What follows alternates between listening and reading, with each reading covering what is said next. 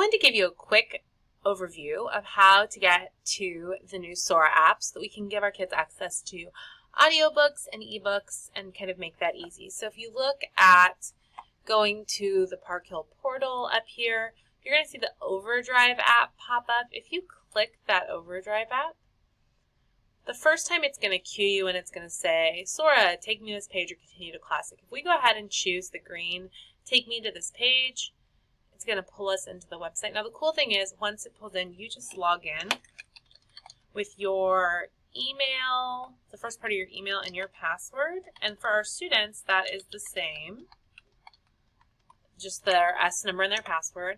And then it's going to click you in and sign you into the Sora app.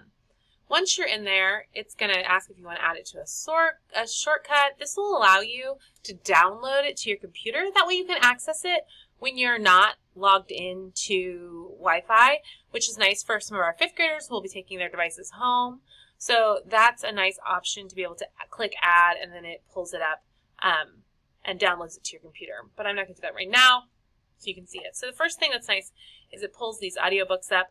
Up here we see these are books that are available to everyone always. So that's nice. We're able to click on them and check them out. We scroll a little bit down. We've got our newest ebooks that are available. We scroll even further. We see our newest ebooks edition. And then up here I can search for books. If there's a specific title that I want, I can search that specific title up here. So if I'm just kind of glancing and I'm not really sure what I want, I'm just kind of on the look, I may see some titles down here that I want.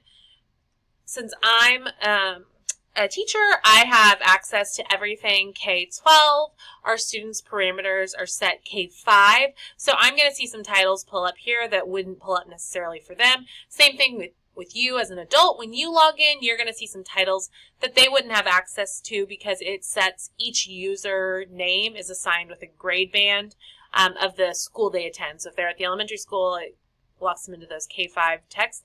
That doesn't mean that if there's a student who wants to read, you've got a 5th grader who wants to read Hunger Games and it's showing up as an audiobook and you think that they're ready for it and it's appropriate for their family and their family is on board, that we can't open that access to them. It just means that it's not a default setting. So let's say that I wanted to check out one of these newest audiobook editions. Let's say that I wanted to check out Patina. So I would click on Patina. I would go in here, I would click borrow. That's going to go ahead and check that out to me. So then from there, all I have to do is click this little triangle. It's going to play the story for me. Then from there, I can go back out. It's going to kind of keep track. Sora is kind of fun because it's interactive. It gives me a little achievements and cheers me along for doing things.